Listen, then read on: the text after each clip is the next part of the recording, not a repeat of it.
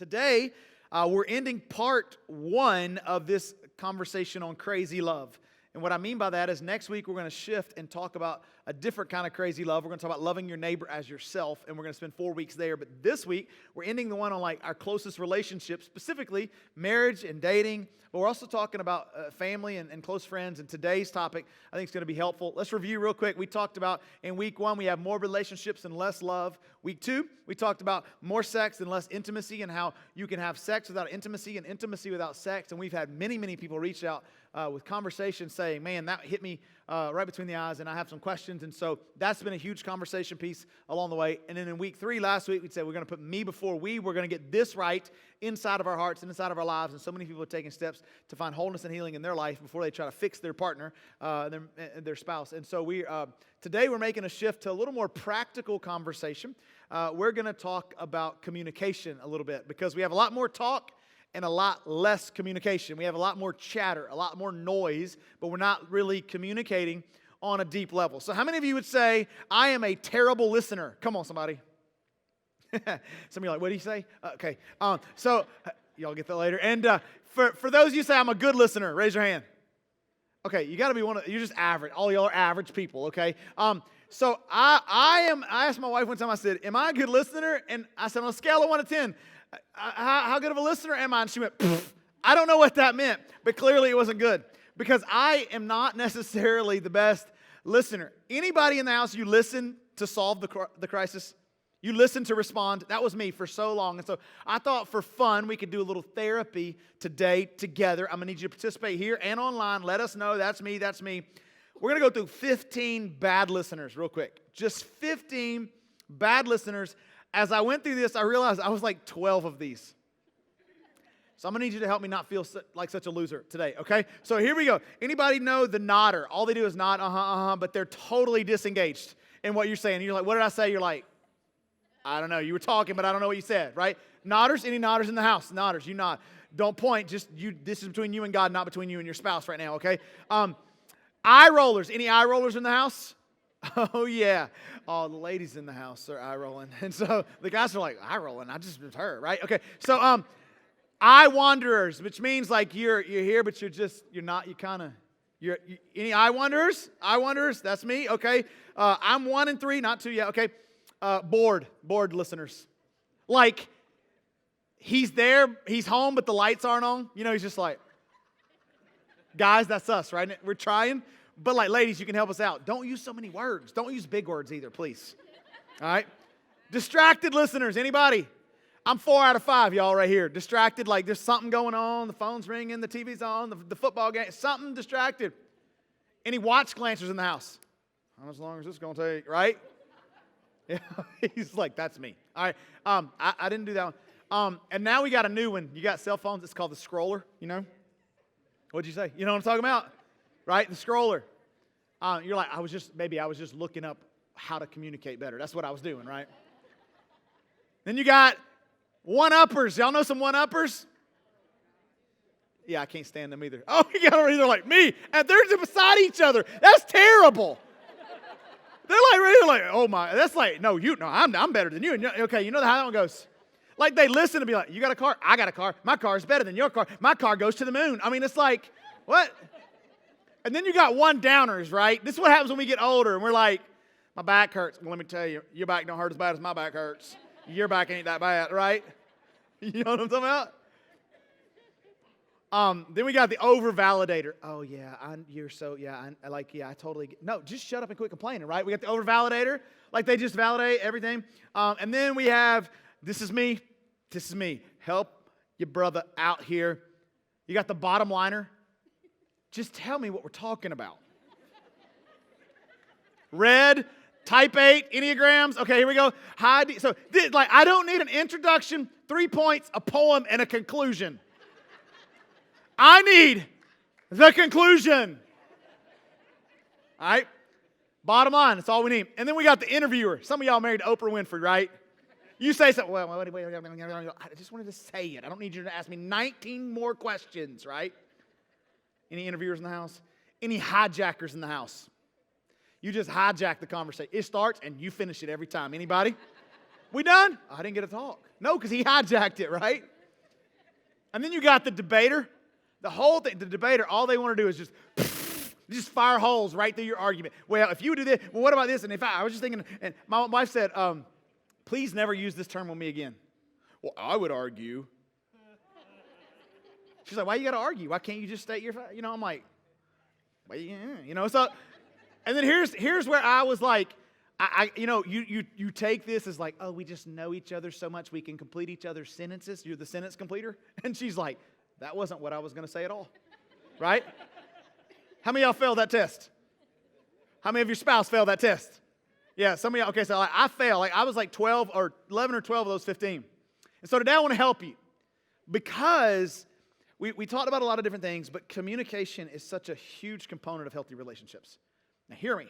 This is not just husbands and wives. Teenagers, listen to me. This is how you understand and communicate with your parents. Parents with teenagers, grandparents with the next generation. It is not bosses with your employees with your bosses. This is huge when it comes to communication. So don't tune me out just because you ain't married or you ain't never going to be married. There's a lot we can learn here. I love what Isaiah chapter 55 verse 3 says. Isaiah is a prophet of God to the nation of Israel. The nation of Israel have quit listening to the voice of God. And he says, incline your ear and come to me. Hear that your soul may live. Now I thought, let's just unpack this for a minute because there's something that he is saying about our posture. He says, what's happened is in your relationship with God, you've become lazy and relaxed. You've reclined. He says, I need you, if you're going to have the relationship that you want to have with me, God says, I need you to lean in, incline your ear. How many of you have ever met somebody, they come to know Christ and they're excited and they go to church all the time and they want the newest book and devotional and podcast and this and that and they want to worship and they're inclined and then over time we learn it all, right? I've been saved since I was 4 years old. Right? And it's like over time we recline in our posture toward God. But we don't just do it toward God, we do it with other people too, don't we? We get married, we in a day, you remember the first date, it's like, and then like about 12 days, you're like this. We move from not just our inclined posture with God, but we do this with people. We do it in church. Pastor ain't going to say nothing I ain't never heard before. My dad ain't going to say nothing I ain't never heard before, Like we just get lazy. Now I want you to think for a second. You come, I don't do counseling, just so we're clear. But you come to my office and you say, hey, Carl, I want you to give me some wise counsel. And the entire time that you are talking, I'm just like this. For an hour. I'm like, that's good. It's amazing. How validated are you going to? But there's something about posture that says, tell me more. Do you see? He says, lean in to hear. Lean in to understand. And so Proverbs, the writer of Proverbs, we see Solomon telling his son, like writing to his son many things that you would hear, my son, lean in, my son, this, my son, that. And almost, it's not just to us, but it's for all of us, wisdom nuggets about communication that he says over and over and over. And he says, Proverbs chapter 4, verse 20, he says, my son, be attentive to my words. Incline your ear to my sayings. Teenager, listen to me. You want to improve your relationship with your parents. Rather than walking into the room and just being like, hey, yo, can I have $20? Walk into the room, sit down, and just listen. Just lean in and go, tell me more. Your parents will be like, what happened, right? Parents, rather than thinking you know it all about what it was like to be 14, I was 14 when I was 14. Why don't you lean in and say, tell me more about this season of your life? Because let me be honest, we didn't go through virtual schooling. Well, if you went, I walked both ways in the snow with no shoes uphill. Virtual schooling ain't nothing, right? If we're not careful, that's where we land. He goes on to say in Proverbs 22:17, incline your ear and hear the words of the wise and apply your heart to my knowledge. And so if this is true in our relationship with God, it's also true in our relationship with others. There's something that we can learn from Proverbs about communication. Isaiah tells it to the children of God. Proverbs, the writer of Proverbs says, listen, lean in. If you want to learn and you want to grow and you want to grow in your relationships, you got to lean in. And so there's something that marriage counselors and those who study, experts in marriage, will tell us is known as what we know as a bid for connection. This is interesting, guys, so lean in. This is it. This is worth the price of admission. Admission was free. So lean in because I'm about to help you. You understand, this is a tutorial for us, men. A sigh can mean a lot of things. Ladies, here's what a guy thinks. Uh-oh, long day, bad meeting, slow commute, hot, cold, tired, kids, your outfit, your hair, your boss. I don't know what happened, but something just happened and I can't quite put my finger on it. That's what we hear. We're like, uh-oh. This is what we call a bid for connection. So, or, ooh, it's cold. Or you're riding down the road and she's like, ah! That means slow down, right? It's a bid for connection. Now, hear me. What a bid for connection is when somebody wants you to recognize something's happening. What happens, though, is we haven't learned to communicate. And oftentimes in our bid for connection, it is led down a path of uncertainty, dysfunction, and arguments. And now when there's a bid for connection that comes out, because we're all immature and we don't know how to talk, right? We just make noises. When a bid for connection, we're like, we ain't addressing, it's easier for me to just leave that alone, right? And so, when I talk about bids for connection, some of y'all know. For some of you,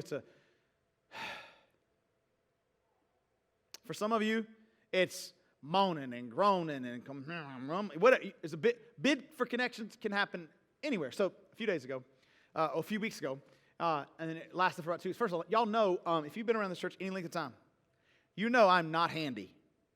So if it requires more than 2 tools, first of all, I don't have them. Second of all, I don't know how to use them. All right? And so a few weeks back, Julie came to me and she said, hey, there's an issue. The water's leaking under the kitchen sink. I don't know what's happened, is where it's coming from. Can you look at it? I'm like, yeah, it's leaking, right? I'm like, I don't know what to do. It's leaking. And so she goes, well, can you fix it? I'm like, so my dad's about to have hip surgery. I can't call him, And so so I get all the tools and I'm like, I start taking this thing apart and I'm like, man, I feel good about myself, right? So I diagnosed the problem and I realized, it's just this little hose is leaking. Got to order a new hose, and I figured out what hose, and I told her, so she ordered the hose, and then I fixed the main sink. I said, we'll turn this one off and we'll just leave it and we'll just use the other sink. And she goes, here's an idea. It's the same whatever dispenser, spigot, whatever. Would you take that one and put it in the kitchen, and in the laundry room, we can just leave the water off in there? And I was like, I was just seeing if you were paying attention, And so I went and I got it and I replaced it, and we turned the water off in the laundry room, and I was like, look at this, man, I did good, right? Well, then we go out of town, we come back, and then the other hose comes back, and so I'm going to fix this hose in the laundry room, and I'm taking things apart, doing all this kind of stuff, and I put it in there, and I get done, and I feel good. Like, I fixed this. I'm like, okay, it's good. So I walk out and I put all the tools up. I'm like, baby girl, I did it. 2 weeks, but I did it. And so, ladies, hear me. You have permission to say anything you want to your husband in the right way. She didn't say anything wrong, but it just was like one of those things. I was like, seriously, girl? She said, she goes to the laundry and she goes, did you see this one's not sitting down in there just right? There's a little gap. I said, did you see the one in the kitchen? It looks pristine. So she said, and so I looked at it, and there was just the little connection piece on the hose that was ordered was a little too big. And so I was trying to change everything out, and I took them apart. And the whole time, I'm bidding for connection, y'all. I'm underneath the sink going, oh my gosh, I got to start. And she's just like, All I want her to do is go, baby, you look so good underneath there. Something. No, man, she folding clothes. She doing her own thing. We do this, though. We don't know how to respond because we're like, if I was doing that, that means I would feel this way. So we just ignore it. Now, I know Julie's I'm more of a moaner and which is, and if if it's not addressed, then it's like, it's like one of those. Anybody else do this? Come on, raise your hands. Liars. The rest of y'all are liars. Y'all can teach if y'all need to. I mean, it's cool. So I know Julie's like, if she's cold or she's hot or she had a long day or she's in the kitchen. Y'all know this one. Guys, y'all are familiar with this one. You're watching the game, right? And the bid for connection is nothing she's saying. The pans are just randomly making noises.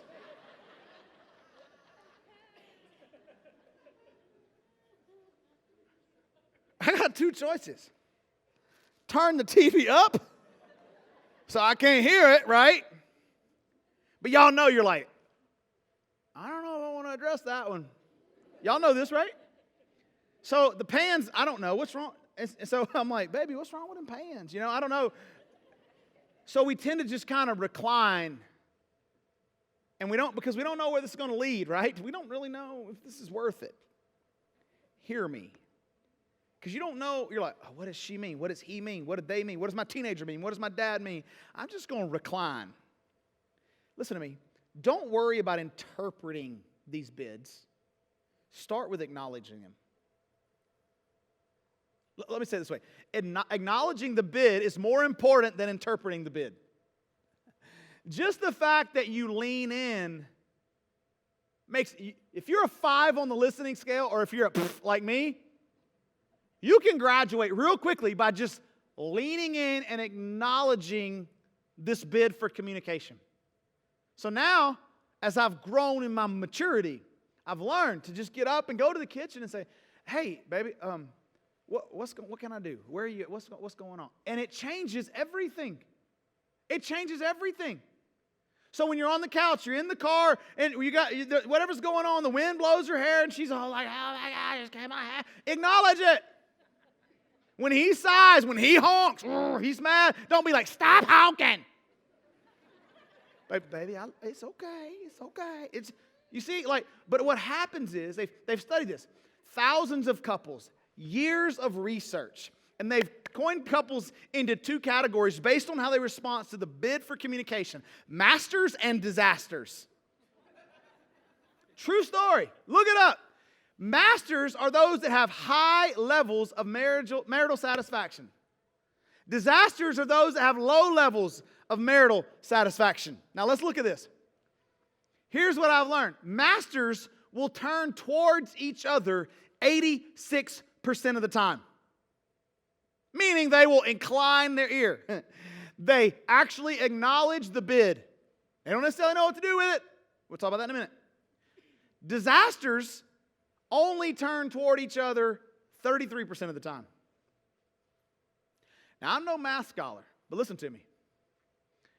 Guys, 86% is only a B. So that ought to give you hope. I'm a B student, right? Marital satisfaction doesn't mean you're perfect, but you lean in those situations. But what happens is the bid comes, he doesn't acknowledge it. The bid comes, she doesn't acknowledge it, right? So here's what you can do. Y'all ever been to an auction? You ever seen an auction? Just go home, make you a piece of paper, write the word bid on it, and when he don't acknowledge it or she don't acknowledge it, just be like, hey, yo, I just need you to acknowledge what I'm going through. Anybody in here, you do the bid for connection, and am I right? That's what you want. You just want people to say, hey, I see you. All right, now, ladies, please hear me. Just because he doesn't always lean in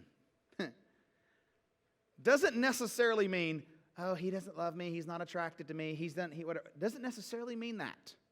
In fact, Shante Feldman says it this way. She writes a book called For Men Only, For Women Only, and it's about the other generation. I'm telling you, you need to get it if you're married. And she says, it's not the big ticket items that bring marriages down most often. It's the small ones over time. It's the small ones over a long period of time. You know what she calls it? Here we go. Cluelessness. So when he don't acknowledge the bid, it's because he's clueless. And so John Gottman says it this way. He says, it's mindlessness, not malice. Let's be honest, guys. We don't know if you're not very emotional, if you're not a guy who goes up and down, you're kind of just chill, it's hard to know what to do. Ladies, if he's frustrated and angry and you're not that, it's hard to know what to do. Sometimes it's just cluelessness, isn't it? Not that he's mad at you, she's mad at you, they don't love you.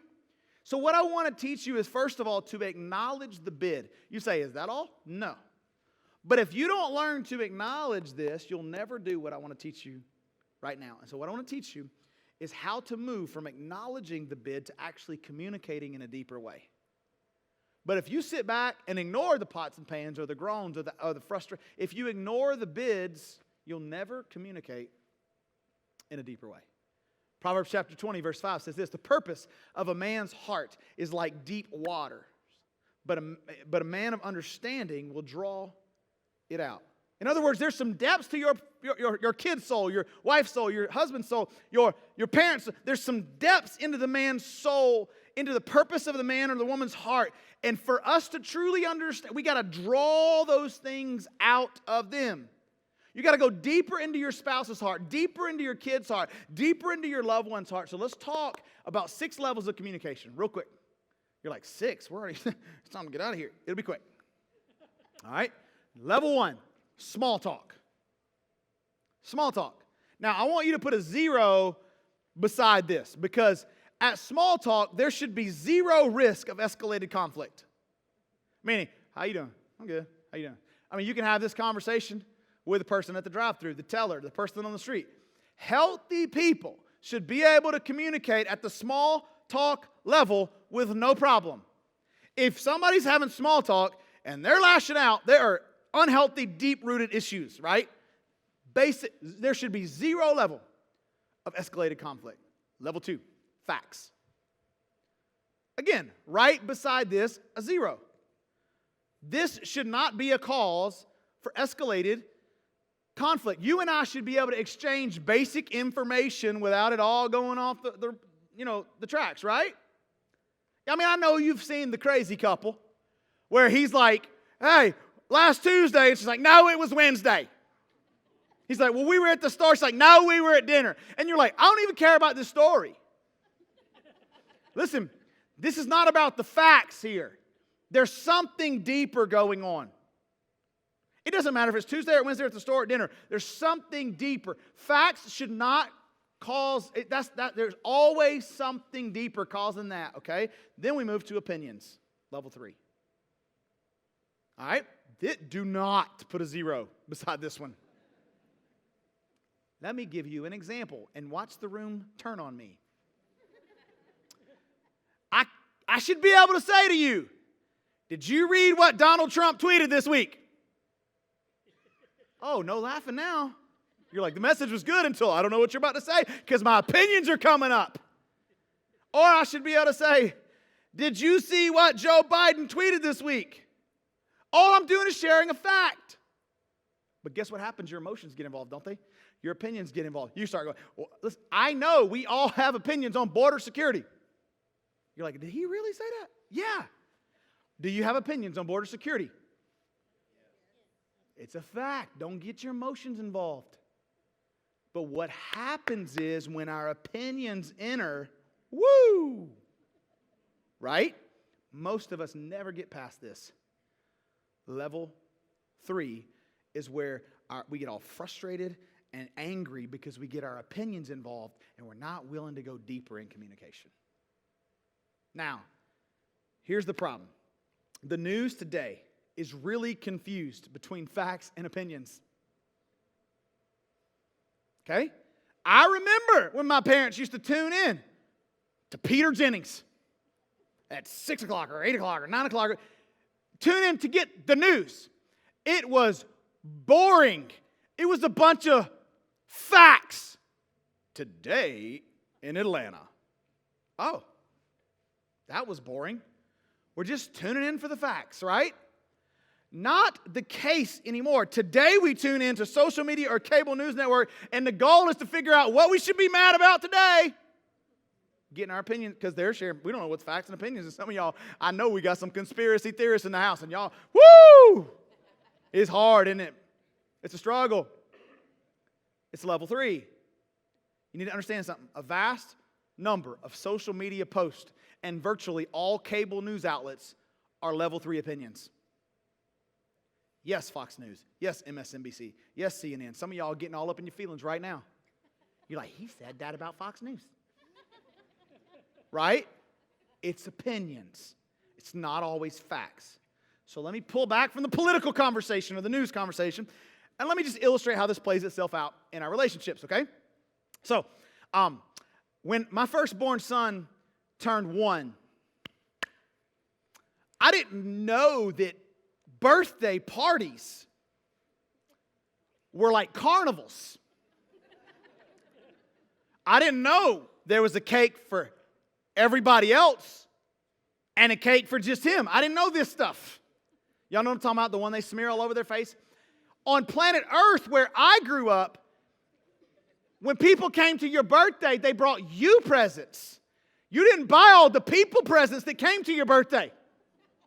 Right? I didn't know that you got bubbles and rulers and erasers and pencils and candy in a goodie bag or a cup for all the guests. It's my birthday. Why am I giving you presents, right? And so I'm not like all up into the birthday thing. Like, get a cake, invite the family, we'll just get hot dogs, we'll watch the game. You know, it's like, I don't care. But my wife, man, she grew up. I mean, it was different. And so she would say, we got to get this done, we got to get the tablecloths, and we got to get this, and we got to get, and we got to get. And I'm like, wait a second here. All right, so hear me. Now my opinions are about to enter in. So she comes on, whatever. She's not a free spender, but you need to understand. Maybe this plays itself out like this. Your wife comes home from Target. What have you been doing? Shopping. Okay, facts. Zero need. Small talk, fact. You've been shopping. Zero need for escalated conflict. How much money did you spend? $200. Facts. You see what happens when the opinions. What did you spend it on? Erasers and bubbles?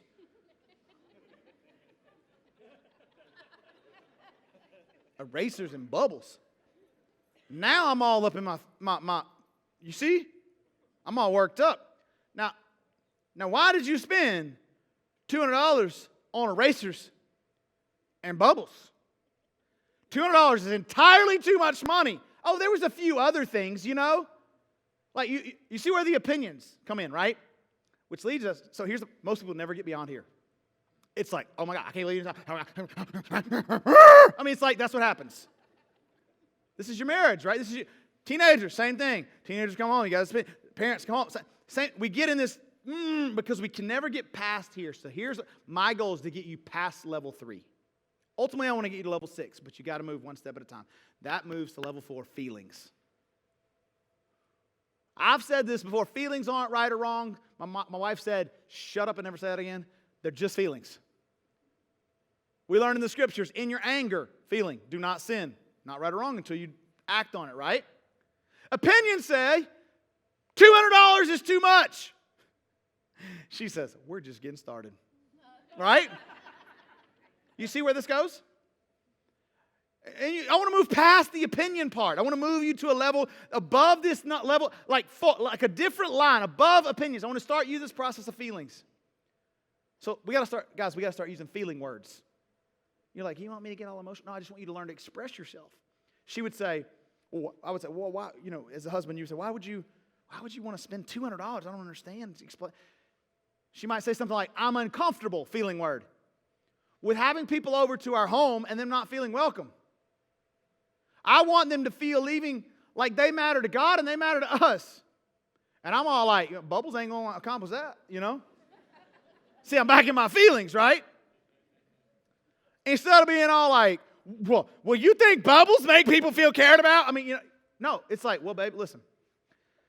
Because, if you manage the budget, which some men do, some women do, I would say things like, okay, babe, I'm worried when we spend money and we don't really talk about it because I know when our bills are paid, and I don't get it out of line, it just kind of throws me for a loop. Now I'm expressing my feelings, not that was stupid. See the difference? Most people never get here. But now when we get here, we're at a different place, aren't we?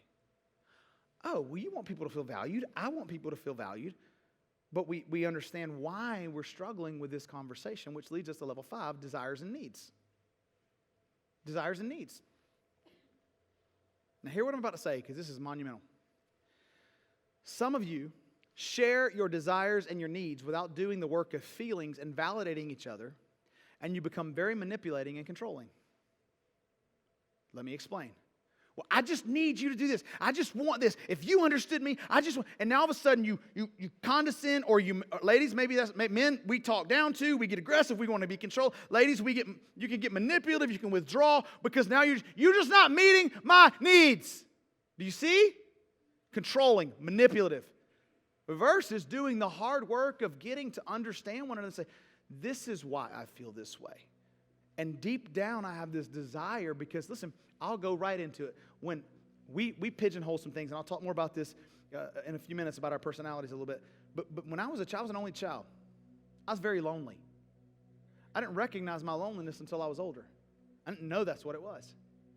When she began to understand my desire to be accepted, it changed our relationship. But if it was always like, I need you to accept me, you're weird, right? So when she would say, I want the families to feel welcome and special, well, I do too. But we had to talk, work to get there, to understand the feelings. And then all of a sudden our response is different. How much did you spend? $200 on what? I want the kids to feel special. Well, I don't want them to feel that special, but we want them to feel special, right? My thought is, they ain't even going to remember this party.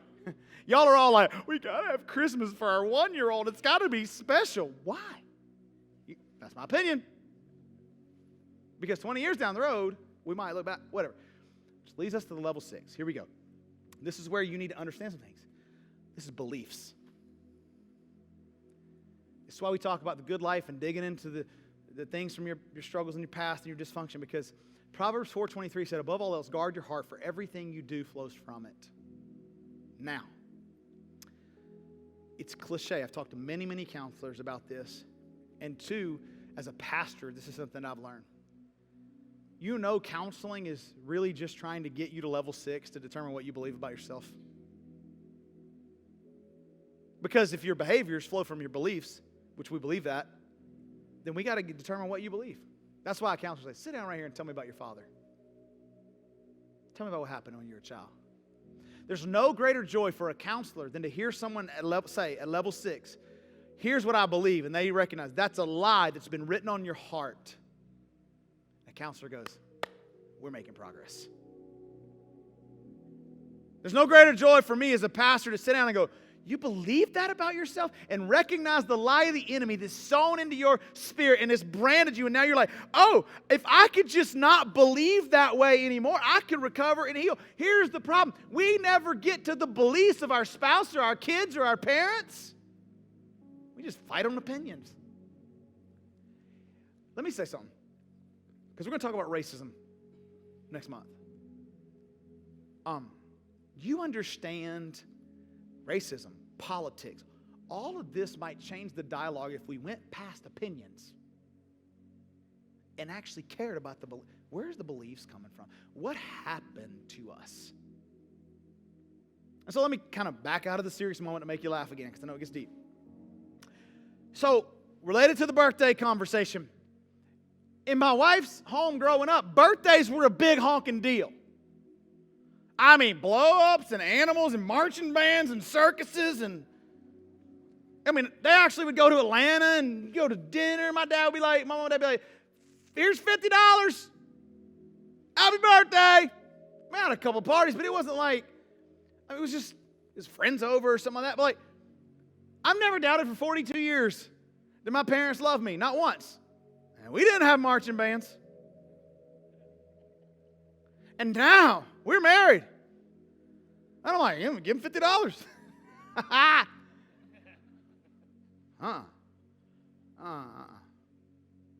And now we got birthdays every month, because we got grandkids in the family and nieces. I don't have grandkids. Nieces and nephews and all the different things.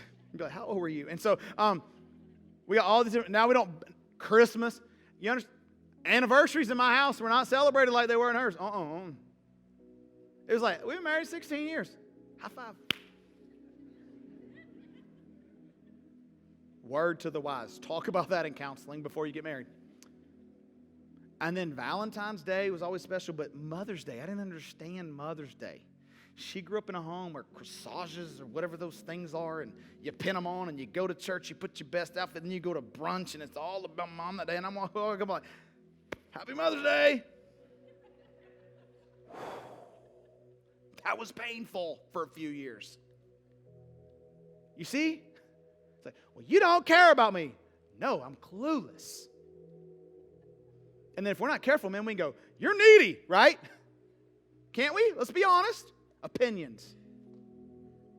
And now, Christmas, man. Christmas decorations.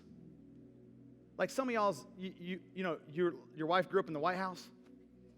Like there's a tree in every room and garland over every door and lights hanging everywhere and Chevy Chase is out on the roof. And like for me, man, we got Christmas in February, like Hallmark movies now. Y'all know, it's like, oh, it's a new movie. No, it's the same people. Y'all ever see those movies? It's like the same people in every movie on Hallmark. Like Christmas is such a big deal, and she wants to do it at like November 1st, like after Halloween, because Halloween's over, so it's Christmas. What? So we start decorating, like, you wonder why, and I grew up in a house, they decorate, but it wasn't like that. It was not that, and we didn't do we got together with family, but it was just different, and now you want to know why after the 47th box of Christmas decorations out of the attic, I don't care to celebrate the birth of my Lord and Savior, Jesus Christ, right? It's like you get there and you're like, I'm just overwhelmed. Like, I want to get to, like, it's robbed me of, like, it just, you see where I'm coming from. Like, it's just like, oh my gosh, because I didn't grow up that way. So I got this new thing. If you've been to Relevant Church anywhere for any length of time, you know that at Christmas time, we solved this because decorating was painful. We now saran wrap our Christmas tree with all the decorations on it. Guys, lean in, incline your ear here, okay? It's fully decorated. And I say, baby, you going to decorate it this way next year? And she goes, yeah, that's the best thing you can get over here. Or maybe, that's good enough. Because now we have to take it and put it in the boxes and organize in the attic. You go get the industrial size saran wrap. And you just go around that tree about 5 times, all the way up. Over the top, everything. You stick a hole in the bottom, you stick a hole in the top, you turn it sideways, and you carry it out the door, and you sit it in your garage. Then you just patch the little hole. And then next Christmas, you can decorate for Christmas on a commercial break. It's real simple. We get your decorations. We just got to compromise how. You see, like, I'm just trying to get in your mind, like, this is deeper than Christmas decorations and birthday parties. You want to know why your spouse is a certain way or struggles with, maybe they believed a lie because their father was absent as a child. That's what I'm talking about. Getting deeper into who they are. Maybe there was abuse or something happened, or they were wounded, or they were hurt by a relation, something, or maybe there was poverty in that home and now they're scared about money. You see what I'm saying about getting to the core of the beliefs? Not like, that's stupid. That's how we argue. And so there's a healthy conflict that has to happen. So I want to give you just three little points when we're done. A different kind of crazy love here. It's crazy LUV, love, okay? Just an acrostic to remember. First of all, if you're going to do this, you're going to have to learn to listen. To listen. That means when the bid comes, hey, what's wrong? Not, you all right? All right. No, we incline our ear. We listen. And we listen, ready, to understand. To understand. Now, hear me. You understand that when we listen, and we listen with our own filter, right? So what's being said may not always be what's being heard. So it's important, we don't just say, all right, I got that. No, we learn to repeat back in our own words, with our own tone and our own body language, what we think we heard. And sometimes you'll do that and you'll realize, that's not at all what I said. I don't know how you heard that. Let me give you an example. I'm going to give you one phrase said 2 different ways, and you'll see exactly what I'm talking about. Ready? If we say, let's eat, Grandpa. Let's eat, Grandpa. One is dinner with Grandpa. One is dinner of Grandpa. Do you see? It's so important that we listen to actually understand not just the words that were said, but the meaning behind the words. And then we validate. We validate. Okay. You know what?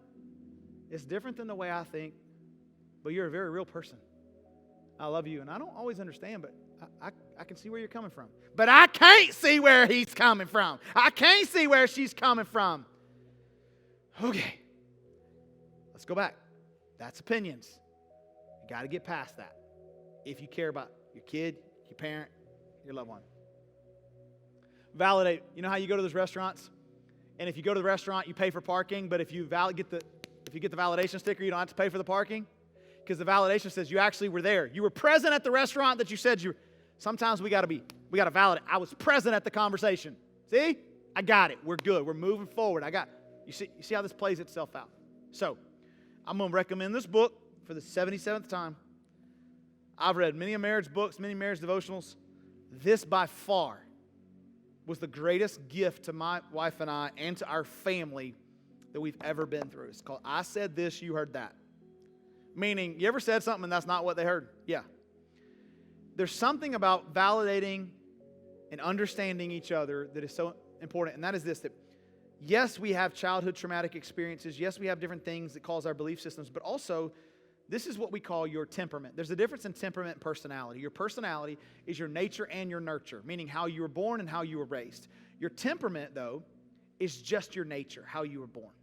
So there's 4 different colors represented here. The red, that's me, more dominant, more choleric, hot, just like to be in control, leadership, that whole thing. The yellow is just like the life of the party fun. This is my 9-year-old.